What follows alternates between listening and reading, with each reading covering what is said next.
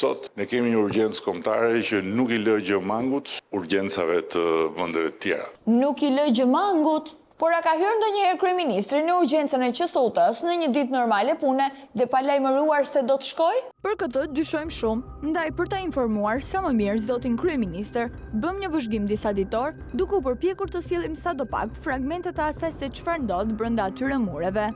Për një kontroll